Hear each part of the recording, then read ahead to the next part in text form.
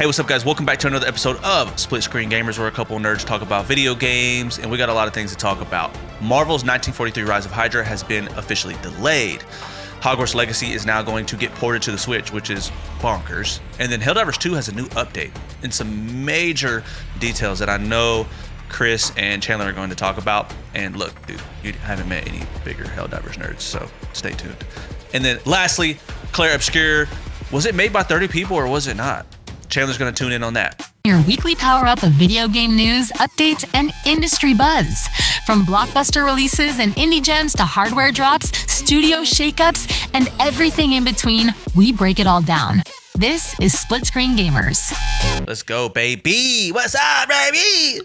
Sorry, I'm sorry. I apologize for that. Bros? I apologize for that. That was ignorant. Yeah. That was ignorant. Nah, you're good. That's excitement, bro. Episode two, baby.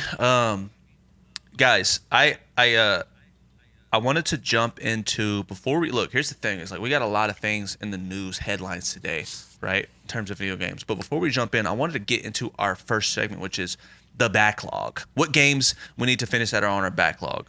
You know, usually that's something we would say for the end, but let's switch it up, baby. It's a little different. You know what I mean? I know we got a lot of stuff we're playing right now that we're trying to finish up, but like, what are those couple of games that you're like, you know what, I'm gonna jump back into it as soon as I get done with the list I'm playing now? Let's start with Chandler. Well, oh man, I always tell Chris this because anytime like they're hell diving, I'm like, bro, I got a backlog I gotta finish. I gotta like a bunch of games in that backlog I gotta finish. I've like recently have been playing Clair Obscur, but like other than that, like the other game that I really want to like try to like beat, even though I beat it back in the day, is the Oblivion remastered and such, because, well, one, it's taken up like 100 gigabytes on my PS5, but two, it's a fantastic game. So I'm really looking forward to like beating that game sometime soon. But other than that, I have like a whole bunch of other games. I have a bunch of remasters I want to get through. I have a bunch of like other remakes, a bunch of like indie titles. Like there's just a bunch I need to go through and such, and you know, pay more focus to that. But hopefully once I get done with Clair Obscur, I can focus on that and such. But that's just me in a nutshell. See, the thing about you, Chandler, is like, bro, what I can always rely on is like, I'm a AAA guy, and I'm not ashamed. It's kind of a guilty pleasure, right? Like, I'm a AAA guy. Give me a AAA game and call it a day. Which is funny because here on the channel I play like a lot of non-AAA games, so that's kind of a new development for me. But I'm a AAA guy. But when I get to, and I don't know if Clair Obscur is AAA or not, but when I see these games and I know that we're hopping on to record another episode, I'm like, one thing Chandler's going to know about is he's going to know about the Clair Obscur. He's going to know about the Final Fantasies. He's going to know about, and Oblivion I know is major AAA, but still, bro, I just haven't like dug into it, and I can always count on you to like jump in and like pick up the indie games and play them. And so when it comes time to review that stuff, you'll be our savior. Dude, absolutely. I love any kind of games, really, honestly, truly. But Clair Obscur, it's weird. So it's like a double A, but it's also triple A. It's like a weird hybrid, and you know, we're gonna be talking about that later on in the episode. But like, it's really like a testament of like what you can do with the amount of resources and people to make like a very well polished game. Yeah. But I'll save that for later and such. But yeah, man, I mean with you, dude, like playing all those horror games, like all those indie titles, I kind of wish I could like play on my Mac and such, and like, you know, scare the shit out of me and whatnot. But alas, I prefer, you know, PS5, and you know, the only kinds of games I play on my Mac are like RTSs or like MMOs and such. So, or MOBAs, League of Legends player right here, dude. Wait. You forgot one major backlog game that I've been telling you to play for years, and I swear, if anybody's listens to this, they're gonna be like, "Yo, he's like, you can't continue unless you play this game first." And do you know what I'm talking about? Oh, I know exactly what you're talking about because you gave me your copy and it was on my bookshelf for like over a year and a half, and I was like, "Oh yeah, that game that David gave me to play." Yeah, it's got dude. It was so dusty. Like I pulled it out and I was like, "Oh my god!" Like it's so dusty, dude. This I was man, like, yes, bro. And I had to ask you. I was like, "Can you give that back to me? Because I'm going to play it." Because it had like a DLC I wanted to play. But the game we're talking about is The Witcher 3, bro. Like out of all games, Chandler, like he's a dude. Chandler plays the most games out of all of us, and the fact that you haven't played the greatest, one of the greatest games of all time is so beyond me. The reason, and look, I'm not. You play the games you want to play, but the fact that you finished Death Stranding 60 plus hours, but you haven't dug into the world of Garrett of Rivia right now is pissing me off, bro. I really want to. Funny story, not to get off track, but funny story. I actually downloaded on an old Mac The Witcher 2 because it was and this is like my knowledge at the time because I wasn't like well educated in the world of video cards and processors. So I downloaded The Witcher 2 on a Mac and it ran like shit, dude. It ran horribly, dude. It was so bad. Like, and I was like always told, like, man, this game has like an incredible story. Yeah. The characters are fantastic. And that's what like really, drove me towards like getting the game. I pretty much spent $19 and I could only play like an hour before my like Mac like shut down. Like it was Dang, bad, dude. So, but I really want to give The Witcher 3 a chance because like you said, it's like one of the greatest like games of all time, which on a side note, Metascore or Metacritic literally like topped like, the top 300 video games of all time. The Witcher's around like 100 something, but around that is actually Clair Obscura. Like it's that good. Yeah, it's up there, dude. It's getting, dude. When I say it's getting like 9s and 10s, like I'm not over exaggerating that. I'm like being serious. Like it's getting 9s and 10s. And when I first saw the game, I was like, man, this game looks like it's going to be like a 6 or 7. But then they showed turn-based. I was like, this is a turn-based game? I was like, what? And so I waited and like I saw the reviews and I was like, wow, this is actually getting a lot of positive feedback. That's great. That's awesome. So That's dope. I didn't realize it was such a popular game franchise. I'm gonna have to check it out. Or in terms of reviews, same. but yeah. Well, dude, it's only one. It's only one game. So I'll probably go snag that honestly right after we get off the call and go check it out and see what it's all about. 'Cause if it has 100, I mean, you can't deny the reviews. But Chris, dude, what have you been playing, bro? What's on your catalog, bro? What do you got in the lineup? Yeah, it's definitely a long list. I feel like I've been slowly getting better, catching up at stuff. I had like Alien Isolation, years of halfway done with it. Finally finished that. But my biggest one is probably Alan Wake 2. ooh, Yeah. That's a beast of a story. It's a long game.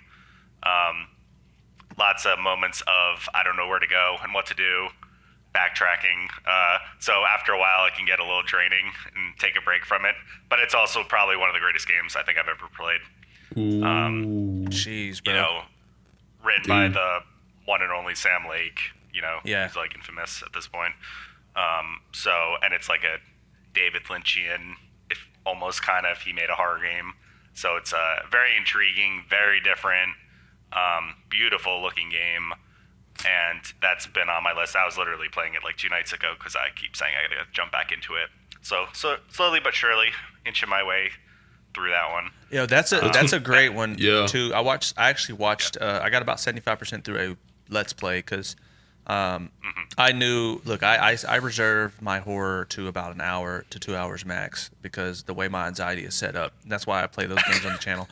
But when that game looked really good, and I was seeing once I started the Let's Play and I saw the detective's tack board of like things, and then I was like, cool. Oh, this is cool. Like being able to like go through and like start to solve the case and piece things. I was like, this is super well made, especially with the flashlight and like being able to somehow like get rid of these entities with it and like open. It was really very.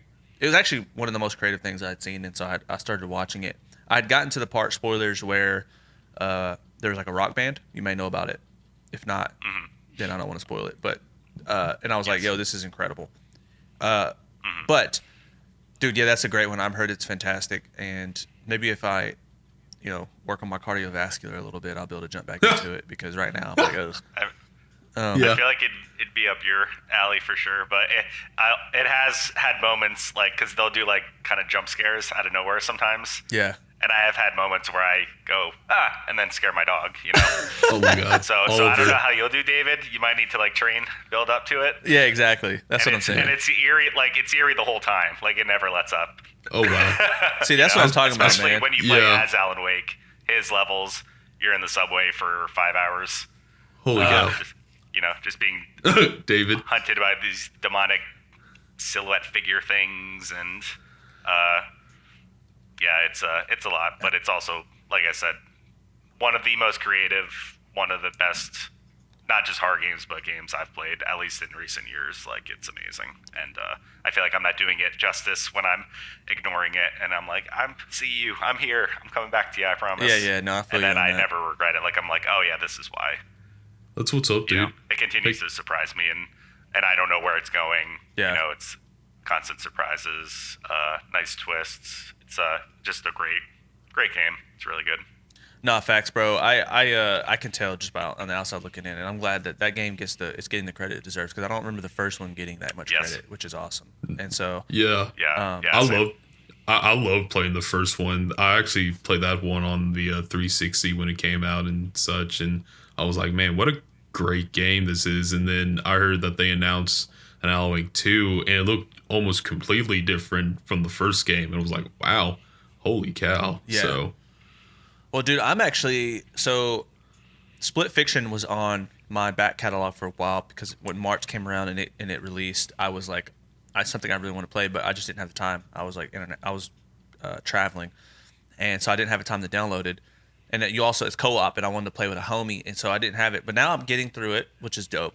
But more so than that, man, you guys know my guilty pleasure, which is the Assassin's Creed franchise. I don't care to what extent they take those games to. I don't care if they swipe a piece of napkin through their crack and then smear it on the game case. It's like I don't care how nasty they get with the game, bro. Like I know they've copied and pasted them. They done look. Ubisoft, the way they treated Assassin's Creed is essentially how I imagine. Okay, I almost went way too far with the joke. Way too far with the joke. I'm gonna skip it. No, it's funny. It's funny, dude. I was gonna say it's almost like Assassin's Creed is like a bitch and Ubisoft's like a pimp and stuff. That's what it feels like. Not yes. Yeah.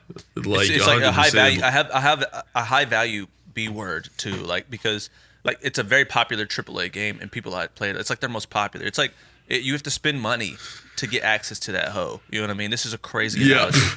But crazy analogy. It's the bottom bitch. It's the bottom bitch. Facts. Yeah. But I love it so much. She drew me in when I was a little old boy with Assassin's Creed 2.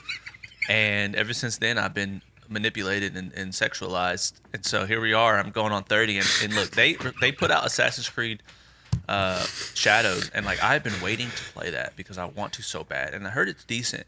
But the fact of the matter is, dude, I just like, I don't have the time. You know what I mean? I don't have the time, dude, but I really want to play it. Yeah. Yeah. The longevity of Assassin's Creed is pretty wild too, because like when did the first one come out? Like I think 07 or 06. Yeah, I think you're right.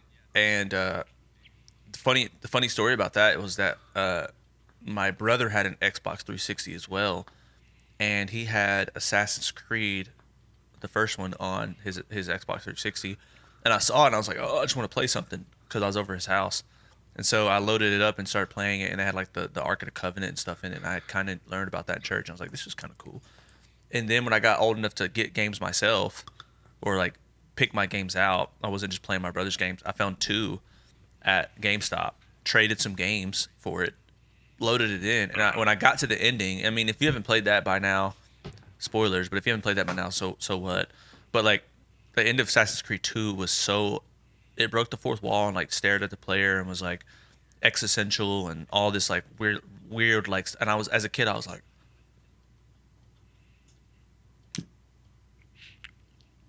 I remember staring at the screen being like, what did I just experience? Now, people say Assassin's Creed 2 is one of the greatest of all time. Like, and it set the stage up, and they've completely kind of abandoned that whole like allure of it, which is the altered history and the Illuminati kind of not, it's not Illuminati but secret society idea. It's still there, but like it's only a skeleton. Anyways, Yeah. without ranting too much, yeah, that's the one that's on my back catalog. I want to be black and be in China or Japan rather. You mean Japan? Yeah, Japan. I want to be black and be in Yeah. Japan and beat people up. That's what I want to do. I want to do There you that. go. It's fun. I support you, dude. Yeah, I Thank you, support I that, appreciate bro. Y'all you guys have always been for the calls. Yeah. You guys have always been for the calls. I appreciate it, bro. Yeah. Anyways, dude. guys, speaking of these classics, bro. I mean, look, Amy Hennig, dude. We're talking about the writer of the first couple of Uncharted games, which are masterpieces. She has Yep. been working on a game called Marvel 1943: Rise of Hydra, delayed to 2026. And so she was working on this game for a while, and what's actually the studio behind that? Skydance Games too, Yeah. which is crazy. Yes. Yeah. So we knew that we were going to get this game at any point. They revealed it like I think right now it's like 2 years ago, but it's a Marvel game, more linear, kind of like in the Uncharted series, featuring Black Panther and Captain America in 1943. And so super dope concept. I'm actually pleased to hear about this delay rather than I am like what I thought that there was going to be a conversation one day about this game getting canceled because of the lack of news. I thought that like Yeah. because it's been a minute, and I was like, oh, we're for sure getting a Yeah. cancellation. It's kind of like GTA 6 without any news or coverage, honestly. Like, I'll be real with you. Like what we talked about last episode where Yeah. they didn't show anything other than the first trailer and that was it. And then they announced, oh, it's getting delayed. So same roadmap with this one. So Yeah, facts. And you know they put that trailer out and stuff, but like last year, and they also delayed it to 20. They actually delayed it to this year, last year. And so, to me, I was like, Really? But when you delay a game like twice, or a couple times, or you haven't heard anything, I'm like, okay, maybe we're gonna get a cancellation, kind of like that new Mahershala Ali movie Blade, that was like Oh, delayed yeah. and delayed and Oh, delayed yeah. and rewrote, and I was like, oh no. But yeah.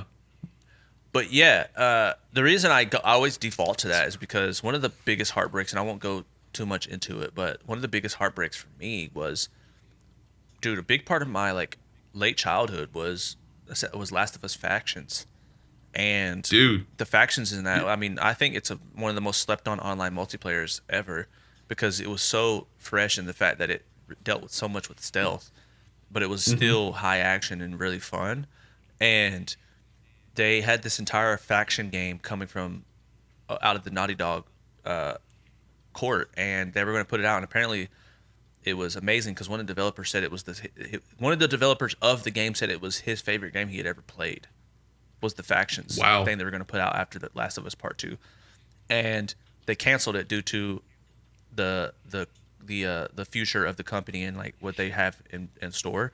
And I wish that the developer wouldn't have came out and been like, yo, this is my favorite game I ever played, because to me that sounds like we would have got potentially one of the best online multiplayers ever, because I Yeah. know how good No, Factions was. Yeah. Yeah, no, factions. yeah. Like I agree with you, David, 100%. That was probably like a sleeper hit, honestly, in terms of just like, because we're used to like Halo and COD and Gears of War and like all those shooters and such, but like factions felt like the first like multiplayer game that, and you said this, like that felt like more reliant on stealth and survival instead of like guns ablazing and such. So no, I agree with you 100%, and I'm like you, man. I wish they would have never have canceled this game and actually kept like going towards that. So yeah. Totally, dude. And all that to say is like, it's not crazy to believe that once you get a couple delays and no news that something might get canceled despite them putting millions of dollars into it. If it's not going to sell, then they kind of have to take their losses. But so Yeah. this is from IGN. So it was a statement published by Skydance Games confirmed the delay with the development team working to add polish. There's a hint that Skydance may soon release new information or show a fresh look at the game. However, it is delayed until 2026.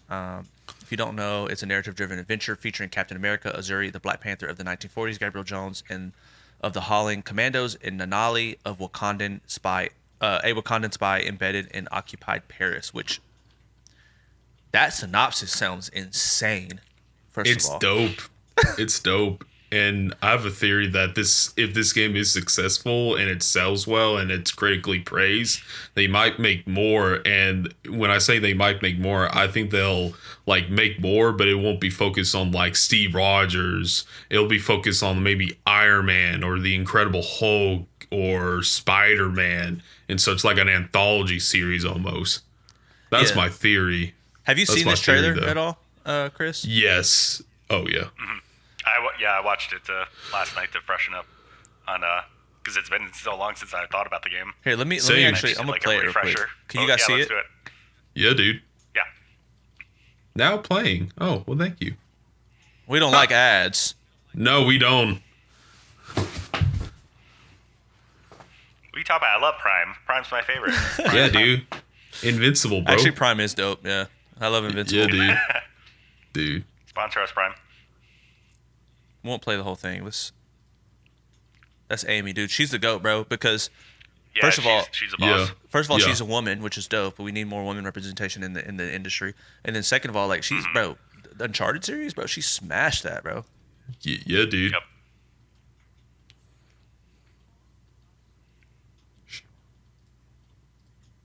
Here we go.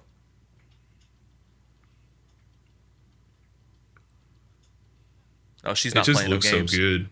Yeah. Well, she is playing games, but not in the way that we. That's I didn't mean it like Yeah. that. Oh, my God.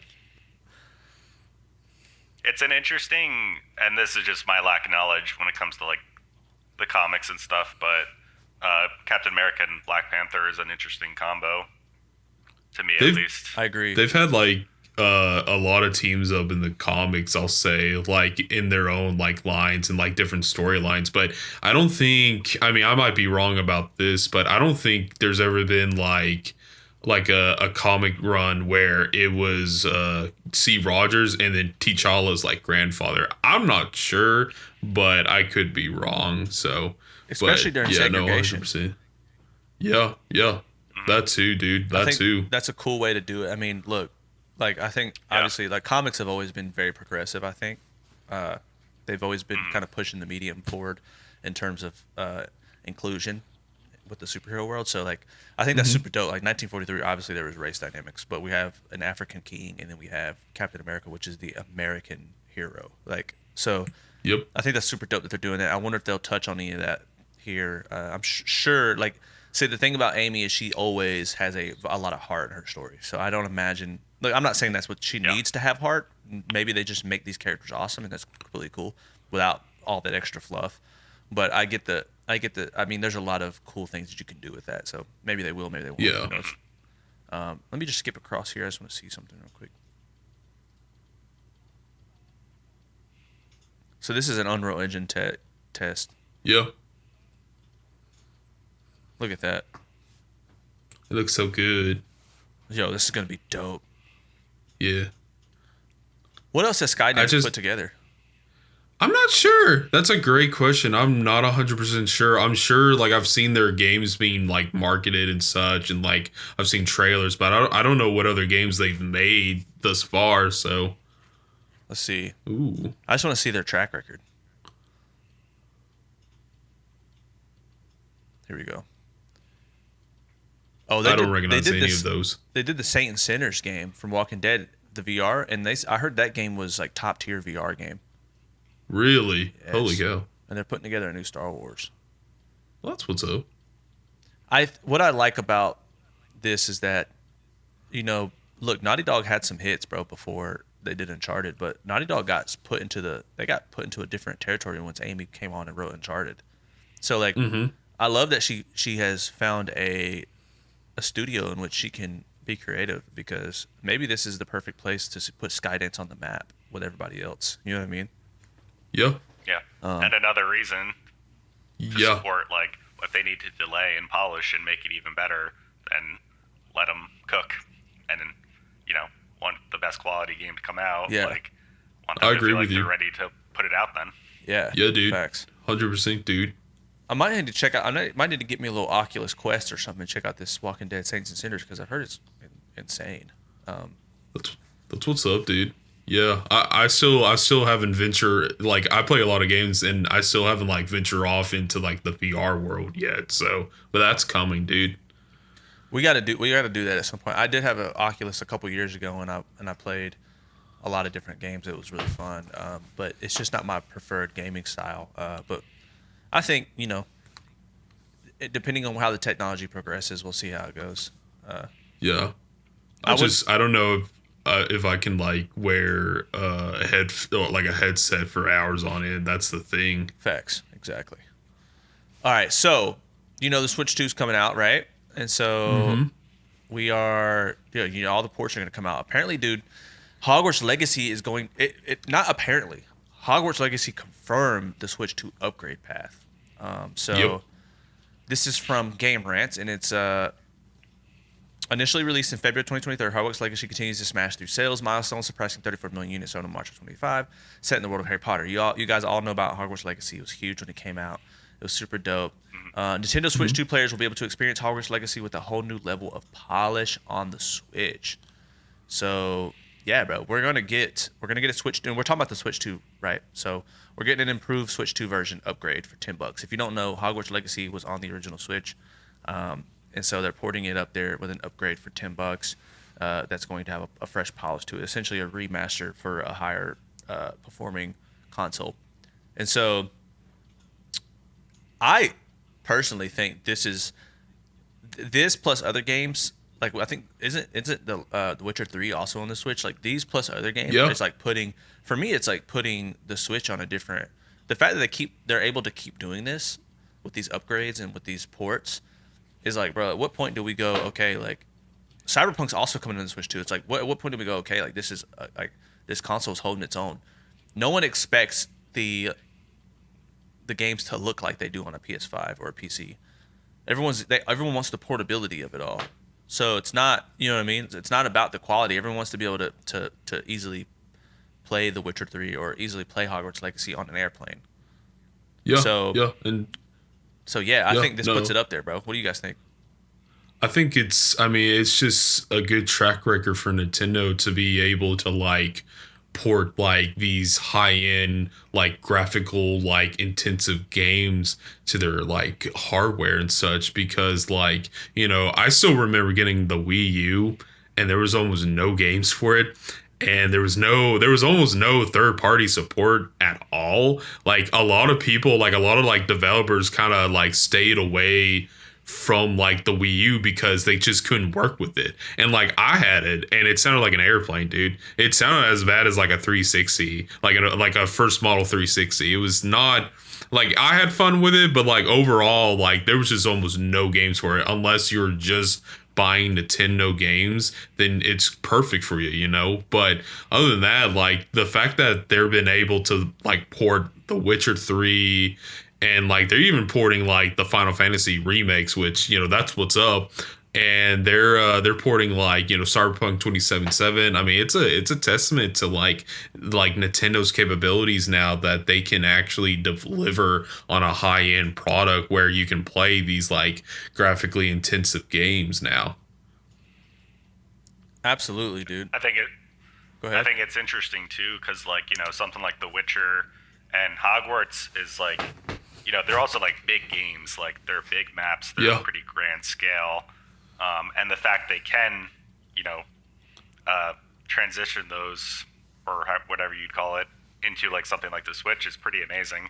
And I wonder, as that continues to develop, as like the technology on the Switch or something similar, develops, gets better, gets more high quality, are we going to start seeing like that divide a little? Like people love, big screen, high quality gaming, but then also like what's like handheld gaming going Yeah. to turn into in the next few years or the next decade as it gets better? Like, is that going to start to see like a uprising a little bit where you like, having to delete like similar, just like mobile, having your phone, like how is that going to develop? Are people going to start leaning towards that a bit too? Lean towards it more? Is having a big console going to deter some people and they'd rather have like this mobile portable version? Like, I'm just curious to see as it develops. Hey, where we're going to see it in 5 years and 10 years. Like, I'm sure it's going to be moving fast, and it's almost like it's kind of creeping up, you know. And yeah, I'll be curious how something like this does, and then what it leads to. yeah, no, 100%. That's a great point, dude. I mean, just look at the Steam Deck, dude. Like a lot of people have the Steam Deck, and I know one YouTuber that I watch, he has said many times in his like videos that he almost never plays on console unless there's a game that he really wants to get for the console and that it's only exclusive for the PS5. But otherwise, he's playing on a Steam Deck. And that thing's beefy too. Like my buddy Morgan actually had one, and I actually played the Spyro remakes for it, and it ran at like over 60 FPS. It was on the highest setting. I was like, man, this game actually can play on this thing. I was very impressed. So I can definitely see where people are like, man, I don't really want to play on a TV. I want to like play on the go, like my phone and stuff, but I want to play those high end games. So I can definitely see like a little bit of a divide there, dude. So 100%. And like I said before in the last episode where we talked about Xbox, it's like I think I don't know if I had to make a prediction. I think that Xbox is going to naturally getting to the portable world and somehow, and they're like the one company that hasn't even done it yet.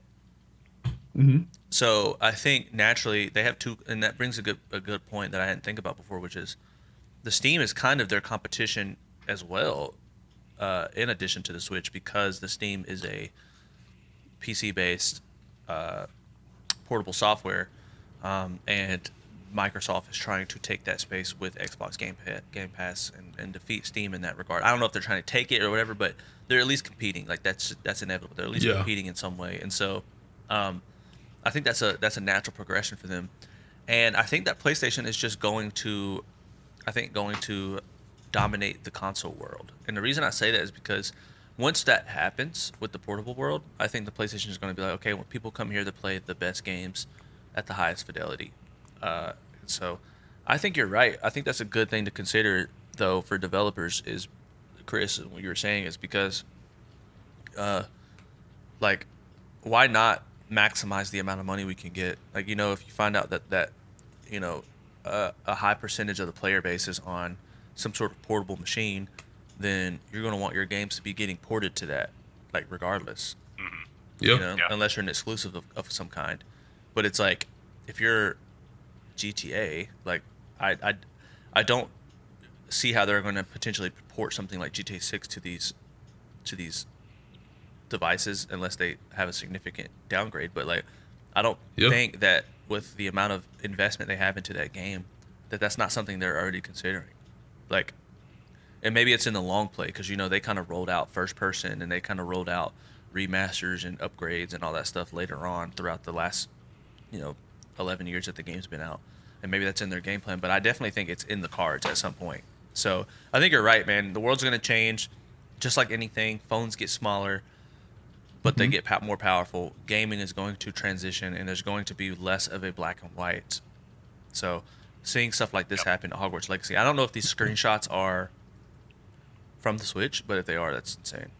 Because Yeah, it looks. I mean, pretty I good. just watched a comparison video of like the Switch One and the Switch Two with Hogwarts Legacy, and like the leap is very noticeable. Like you get like higher contrast, you get more details in the textures. Yeah. Everything's a little bit brighter and such, and I'm like, wow, this is a big leap forward. So that's good on them. So Yeah, that's super dope. Okay, so guys, I know you guys are some big Helldivers fanatics, guys. So look, they put out an update recently. Hold on, let me navigate to this. If my mouse disappeared or something. There we go. So Helldivers 2 leak reveals Heart of Democracy update details and Mega Cities gameplay. Tell me what's up, guys. Like, I don't play it, so, but being that it's like one of the biggest games out right now, how y'all feeling about the update?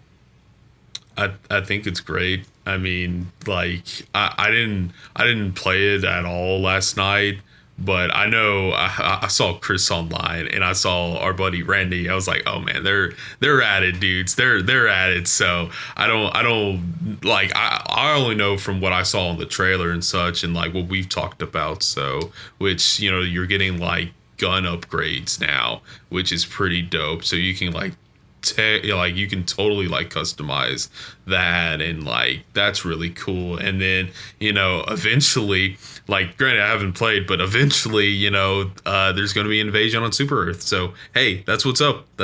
So Yeah, I feel like they've been building to that. That's your ultimate priority is defending Super Earth. yep. No questions asked. Yep. And so playing last night on the newest update, you got your bugs, you got your robots, you got your aliens, the Illuminates. They introduced Illuminates coming back after they'd been gone a while, along with new forms of them, ships that shoot at you. It was brutal the first couple rounds, getting used to it. So it was definitely like a major upgrade. And yeah, you can also carry a primary weapon, and as you play, you can level it up. You pay with credits to, if you want to change your sight, your scope, or your grip, or even the skin color on it. And that's very new. They haven't done that before, and it's interesting. We kind of joke a little as you get your ship fully upgraded, as you get, you level up. Getting past that like 100 level, I feel like was like a big goal, and then it gets a little like, well, I don't know what to really do now. So I think them introducing how you can upgrade your weapon gives like some nice motivation, like Yeah. and the fact you have to play the missions Yeah. to do that. It was, I feel like we were waiting for it. It was a really nice introduction, and it was fun. Yeah, I think we kind of held on to the fact like the Illuminates were probably the easiest, at least in my opinion, of super hell diving. Yeah. And, No, I agree the with super you, hell dude. diver level, aka the toughest level they have. Yeah. And now it's not. now they're just as difficult as the bots and the bugs. So we're Wow. like, now we're not safe. They're all terrible. It's all chaos and mayhem. Yeah. No matter which one you play. Yeah, I was gonna ask, bro. Like, what missions did you guys do last night? Like, what are there new missions? Are they like? It's same missions. You have almost like get to certain points, raise a flag. You have to evacuate colonists, destroy ships. Yep. Those are all pretty much the same, just with these new introductions of different types of Illuminates, aliens. But it's fun to see, as you do it, how you can start upgrading weapons and stuff. I think is really intriguing. I think that's cool. I feel like it's just the tip of the iceberg, I'm sure, too. Oh, yeah. I'm sure they're going to, because you can only do it for your primary weapons right now. I'm sure at some point we're going to start seeing, like, maybe other weapons, maybe other stratagems. I'm assuming maybe more ship upgrades. I'm even calling it, like, the level cap is 150 right now, but I wouldn't be surprised if that goes up to, like, 200 at some point. Yeah. No, So I I'm mean, very intrigued with what they're going to do with it. yeah. I mean, we've been talking about that for a while, where they might increase the level cap to like up to 200 and such. I'm surprised they haven't done that already. But Chris, you know what I'm really looking forward to? Like maybe like we get like a helicopter, the next big update or something like that, where you, me, and Randy are in a helicopter. And I don't know how our car rides are. Trust me, I get out like as soon as Randy say, "Oh, I got a car," and I'm like, "Cool, I'm gonna be over here doing the mission." So that's great, y'all. But could you imagine like riding on a helicopter, bro? Like that would be fun to do. And especially, with all like these flying enemies, because, like with the bugs, you get like those like bats and stuff, and those are like really annoying. And then you get like the robots where they're like shooting at you and such. And it's like, man, because you're trying to like flee. So could you imagine like having like air support in that regard? So that would be pretty dope. Hopefully they'll upgrade that and such. But I'm glad that they brought back the Illuminates, because like I think out of all the enemy types, those are like my favorite. And since now they've upgraded them to like a higher difficulty, I'm not looking forward to it. But hey, it's a challenge, so let's go, baby, let's go. So Yeah, when they introduced like the car into Helldivers, that was a big it reminded me of like Halo when you could like drive around in a Jeep with everyone. Yeah, with the Warhogs. And that was a big introduction, and yeah, I'm curious to see like what else they'll introduce, like I don't know, motorcycle, some kind of flying something or other. Maybe. I feel like, and I know the developers are like, I feel like they are very, very good at knowing like what the audience wants. Like every update they've done, I felt like has always been like really cool, a nice step forward. I think they like hear the people, and Facts. they're always working. And always updating, always developing. Like, I mean, Helldivers isn't that old, and it's crazy how much they've developed it since it was first introduced, and how popular it got, like almost right away, I feel like.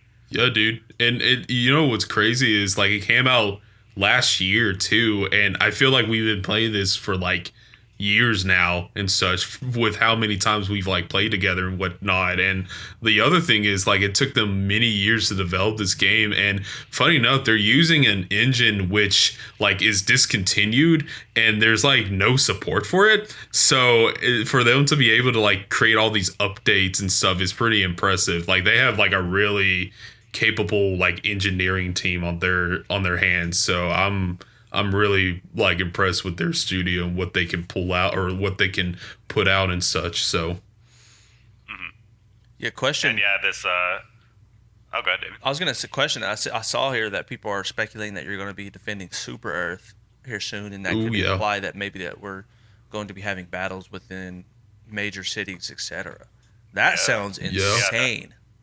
Yeah, dude. Yeah, and go ahead, Chris. Sorry. Yeah, that's news to me. I didn't realize there was like this leak out there, and I feel like it's been like we've been building to that because Super Earth is this grand be all end all why we're doing this, and to those who don't know, like you've never been able to actually go to Super Earth in the game, but so if that becomes something, they've been progressively getting us closer and closer to Super Earth on the the grand map around it. So I feel like I'm sure it'll happen at some point. Could we already be getting there? Like it certainly seems like they've been building to it. I feel like that would be like the next update. It says so in a recent post on Reddit from XTechshe shared a screenshot of a now deleted post from PlayStation's account in the Czech Republic.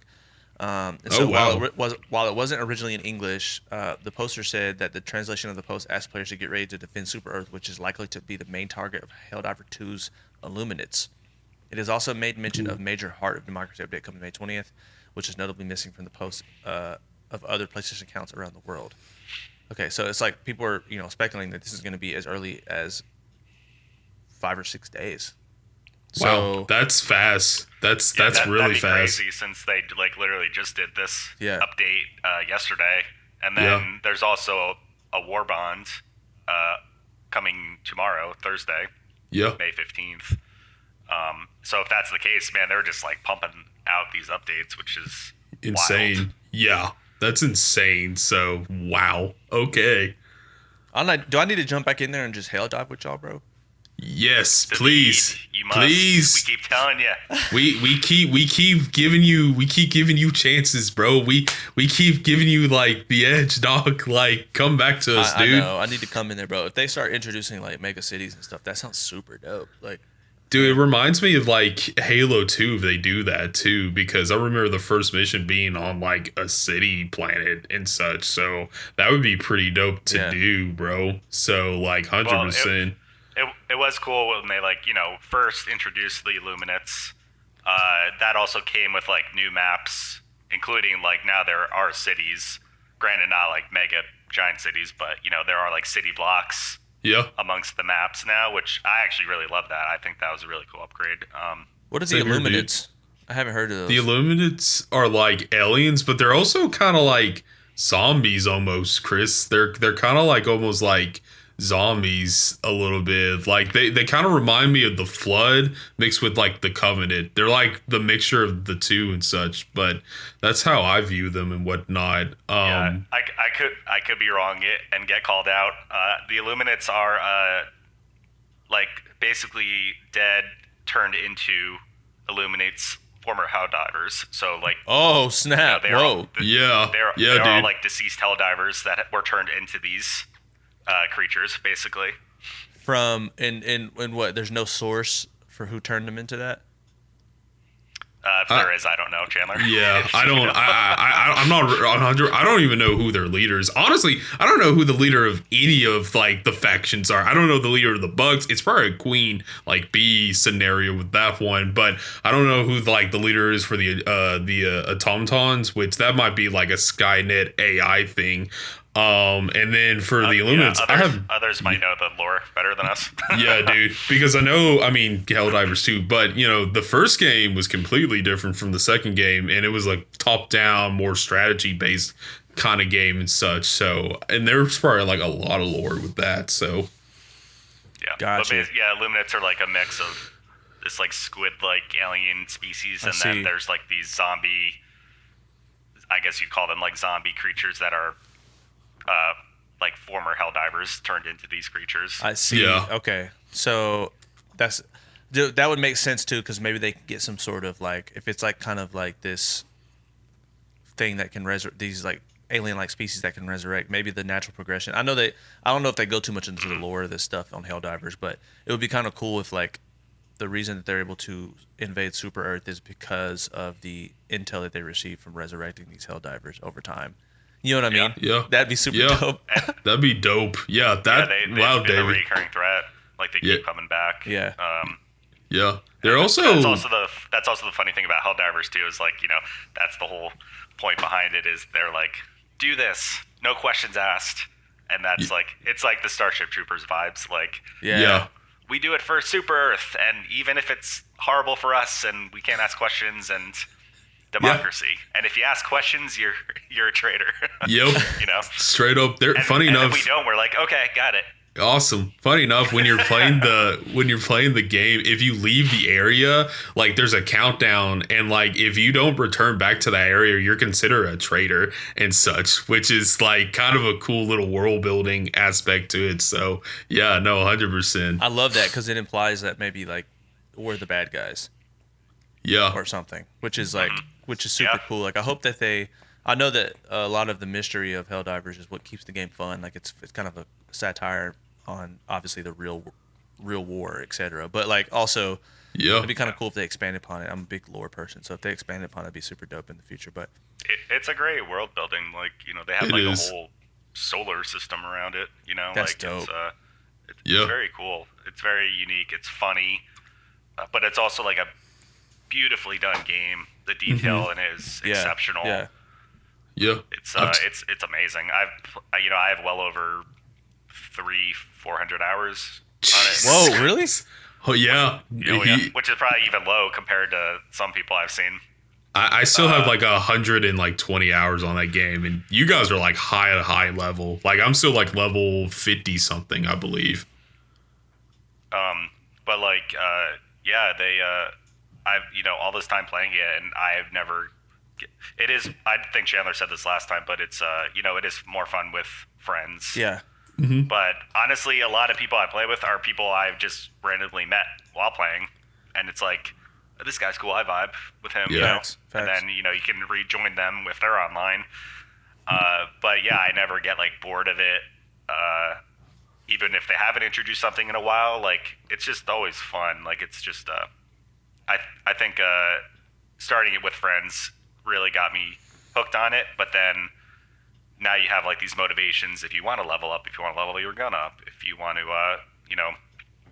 try different species, Yep. if you haven't played with them, Yep. and now they're like also updating the species and introducing new things, and I feel like they keep you really intrigued. And it's great. It's a lot of fun.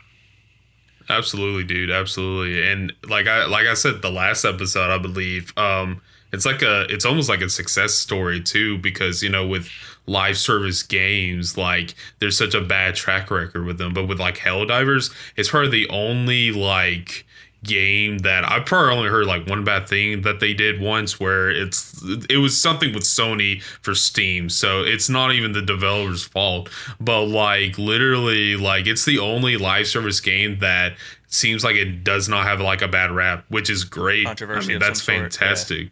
Yeah, like it's awesome that they've kept like a pretty clean track record of that and such, and they're continuously updating this game and at like a very fast pace. If that rumor is true that we might be getting that in like the next 4 to 5 days, that would be insane. Like that, I mean, I literally, that would be crazy. So, but yeah. Well, dude, I hope so. And if so, I might just jump in there with you guys. But Please do, bro. finish us off here for this episode, I know that Clair Obscur is a well-reviewed game. I know there's some news around it. Chandler, you want to fill us in on, bro? What's up? Yeah. So, Clair Obscura, Expedition 33 is going. I'll say this first off. It's definitely going to be on like my top 10 like games of this year for sure. And you guys know me. I'm a big, like JRPG guy, and this isn't like a JRPG, it's more like an FRPG because it was made by a French developer, and the guys that made this game are big into like Japanese RPGs and such, and it kind of has the feel for one, but like with like more realistic graphics, and like there's certain like the characters are voiced by like English actors and such. They actually got Charlie Cox from Daredevil to voice like the main dude in this, which is really awesome. They also have Andy Serkis as another character, and like I'm trying to not to spoil anything about this game, because like I mean I know you guys are like anti turn based, but like if you can not that, anti. It's just not I'm just saying. I'm just saying. It comes off like that, man. It comes off like bro, that. No, honestly, yeah, I'm not anti turn based. It's more so like it's an outdated medium. Chandler, how about that? Yeah. Instead of putting it on us, how about this, dude? Stop playing old games, bro. Dude, I love old games. Upgrade your taste. Upgrade my. Oh my god. I mean, I got a exquisite taste. I got a very exquisite taste. Y'all know me. I'm a foodie person. I'm also a gamey person, or I don't know about that term. But honestly though, you have the best, like the best places to eat. I'm not gonna lie, dude. I'm not gonna lie. Thanks, bro. Yeah, absolutely. Thanks, bro. Thanks, bro. Chan Eats list. That's what it is. Dude. Which if you created an Instagram account where you like posted all your favorite restaurants and your favorite dishes at each, or like some sort of like foodie vlog thing, I would follow that religiously about what I eat. I don't care about nutrition. Dude, I might actually do that, honestly, because a lot of times like I'm walking about after I get done eating, and like if I see like a cool aspect from that restaurant, like their sign or something, or like their food, like I'll take a picture of that. But I almost never post it because I always forget to post it on Instagram. So I might actually do that. So, but we'll see, guys. We'll see. Chan Eats, baby. Chan Eats. We need that. Maybe that needs to be like an Instagram account, bro. We can blow it up. Dude, 100%. I appreciate it. I think you get royalties too, because you helped with the idea. You did. Like straight up, man. If you give me free meals, I'll be fine with that. Hey, there you go. I'm up for that too, man. I'm up for that too. So, which, funny enough, I have a new Chan Eats place that I actually just tried out with my buddy Gordon. It's called Odd Story. And it's so delicious. They actually, Chris, I don't know if anybody knows this, but Chris is like a big like hamburger guy, and they have smash burgers over there, bro. And I was like, Chris is gonna love this place. So I'm forever on the hunt for the best burger. So I'll be taking you there, bro, and I'll be taking Dave there too if he like the next time he comes back into town and such. So the way I'm about to smack some food right after this podcast, bro, because of what we're talking about right now. Dude, I'm hungry, bro. I'm starting to get hungry, dog. Yeah. Like 100%, dude. But Anyway, go. podcast's over. Let's go. Yeah, no, let's go. Bye. Yeah, blah, blah, blah. Okay. Oh my god. Yo, going what I'm back hearing to- right now, is a segment where we smack on some food, ASMR chicken nuggets with games.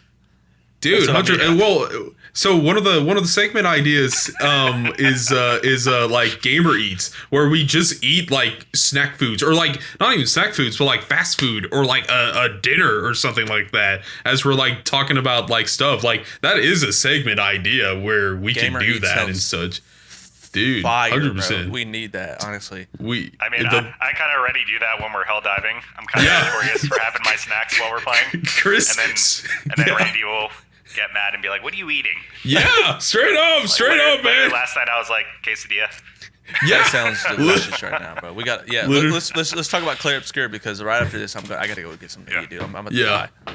Same here, Let's man. do it, Same bro. here. Sorry, But we keep cutting you off. no, you're fine. You're fine. I love this. So basically, the big thing that Clair Obscur is like known for is that it was made by 30 people from the studio, and I would say that's partially true. It was a small team, but like when you factor the development team and like other departments, like the studio that they went to like do like the sound and like the sound mixing, the recordings and the voice actors and like other departments that make a game, it's way more than 30 people. But the fact that the game was developed by a small crew of about around 30 people is impressive. And if you play this game, you would not know that. You would have no idea that was made by just 30 people. You would think it was made by like over like 100 people at least. And I said this before in this podcast or in this episode. It's kind of like a double A meets a triple A, and it's like that middle ground where it feels triple A, but there's some aspects that feel like it's a double A game, which I have a hot take about like double A games and like independent games. I think they're better than triple A games, but that's a topic for another time. Yeah, that's a hot but one too. yeah, it's a hot button. But literally, like I've been playing this game, and I'm already at the 50% mark, and I'm so glad Sony implements like where it shows your progress in the main story. So I kind of have like a good like stopping point. Yeah. Because I'm like, I got other things to do, and so when I see, oh, I'm at 35%.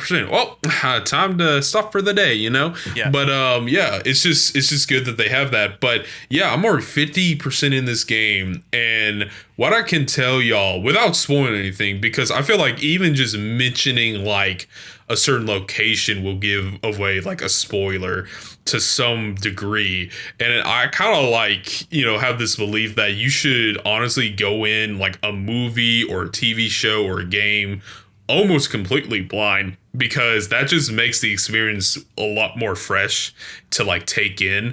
But that's just my belief. But so far, the gameplay is fantastic. Like the turn-based elements, it heavily relies on like the unique like characters that you're playing as, and like they're different like gimmicks and stuff. Like there's one that's like a spellcaster, and like there's like these things that you absorb as you're doing the spell casting, and like you can like get like better and more powerful spells with that. And then there's another one where she's like a card dueler, and like there's different cards where you can like use and such, and it upgrades like your next spell because like you've used one type of like form of that. It's kind of complicated, but it's also like pretty fun to play as and such. But Is this Expedition 33 that we're talking about? yes, Okay. this Yeah, is there's only one all an game, Expedition. right? Okay, got you. Yes, this is all an Expedition 33. What I'm saying right now is like basically you can like you have these characters that have unique traits and stuff. There's also, and I just acquired this character, but there's also another character in the game where in Final Fantasy terms, he's considered like a blue mage, And a blue mage is basically a type of mage that steals other abilities from different enemies and creatures, so that way he can use those abilities to, like, you know, as his like offensive, like, you know, powers and stuff, or defensive powers depending on like what he's doing and such. But yeah, no, Clair Obscur is like this spoiler. But yeah, I want to show that. I want to show this on screen. It's just for me to get an idea of what it. First of all, the graphics look insane, bro. Like the cinematics, are amazing. Yeah, in this game, I believe it took them 9 years to develop. I might be wrong, but it took them a long time. And there's a video that I saw, and it's basically a screenshot of like what the character models look like as opposed to now, and it is such a night and day difference. It's kind of like Hogwarts Legacy on the Switch 1 and the Switch 2. But basically the premise is, so there's this world where humanity is pretty much cut off from, like, I guess the rest of like the normal world and stuff, and they're like in this kind of like distorted reality. And so basically what happens every year is that there's this paintress like deity that like counts down from like 100 to like eventually 0. And so what happens is every single time she like writes down a new number, anybody that's that age like just gets Thanos. It like disappears essentially, or it gets killed essentially.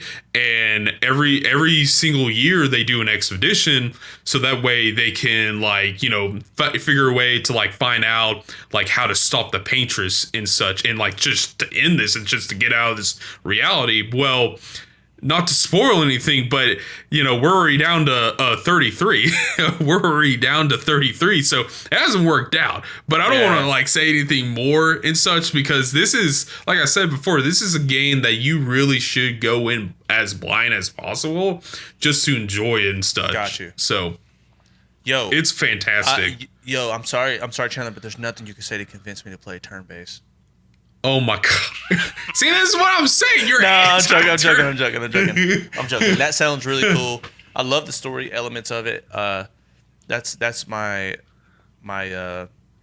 biggest thing is story. So if it can get me in story, bro, I'll need to check it out. But I'm gonna be honest with you, man. I tried to get Final Fantasy and it was just not my style. But bro, I respect it, and I know that there's incredible talents at every niche of media, so I know that it's probably an amazing game. And so if I don't play it, dude, I'll at least watch someone play it. That's one of my go-tos is, you know, I still want to enjoy it, but maybe I'm just not the guy to play it. So I'll check it out, bro. It's super cool that, I mean, I love to see a smaller team get the success, though. That's the cool thing. Like, I love that, bro. Like, we need these smaller teams to go out here and show people that, like, stories and detail and quality like still trump everything else. You know what I mean? All the crap that's in between. So and the story, dude, 100%, just like Helldivers, bro. But I'll say this: the story and the characters are probably the best thing about this game. I'm just saying. And I know you guys are story guys and character guys, so there's a hook for y'all. There's a hook for y'all. So, but yeah, I would recommend this game to anybody right now. So, hey Chandler, you're a big Stellar Blade fan, right? I actually have not played that game, but it is considered one of the biggest gooning games of all time. I will say that. It is. Yeah, that's my thing. Is like, it actually looks super fun. I watched some gameplay and I was like, because I was just curious. I was like, there's this goon-tastic game that you can play. Apparently, that's like insanely misogynistic. And I was like, okay, let me just like look at it and see what it's about for research purposes. And I was looking at it and I was like, oh, like, this is insane. Yeah. But then I was watching. I was like, yo, it looks super fun though. But like, I don't want to get too much into it because it's not part of our list of topics today. But yeah, it's coming to PC, baby. So I saw you sent that in the group message. It's coming to PC. That means the jiggle physics are about to get taken to a whole nother level. If you get the reference, you get the reference. Jordan Peele or Key and Peele. Anyways, I've been saying it. No one ever gets it. But. Nah, you good, bro. Nother level. You know what I'm talking about? Yeah, I know what you're talking about, bro. Cool, I know it. Yeah.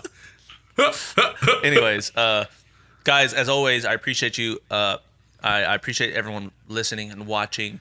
You can find this podcast on all streaming platforms: Spotify, Apple Music, Apple Podcasts rather, and anywhere you listen to podcasts. Also here on our YouTube channel, you can watch the podcast. Also, you can view gameplays by yours truly, where I play a combination of horror games and everything in between that is story based. Recently, I put out a game called Creepy Shift Roadside Diner that I actually didn't finish because it got too scary, and it's the only game on the channel I haven't finished in one video. I literally was like, I cannot play this anymore because my anxiety was up. It is that scary of a game. So you want to check it out. It's doing pretty good on views right now, so you guys must like it, which is super dope. It's like people are commenting, and you guys are like, I'm an idiot for not finding certain things. And look, you have to have a lot of grace for me, bro, because the truth is I didn't play horror games before I started this channel. So this is not like I was a horror fanatic and then got into the YouTube game. That's not what it was. No, it was like I got into the YouTube game, and then horror games get views, and so I started playing them. But turns out I'm a complete pansy. So if you want to see me freak out and play this terrifying game, then go check out the recent video. It's called The Only Game I Couldn't Finish. And so hopefully you enjoy it. We're going to have more episodes out for the podcast weekly where we talk about all the latest gaming news. So I hope you guys tune in for that one. But until next time.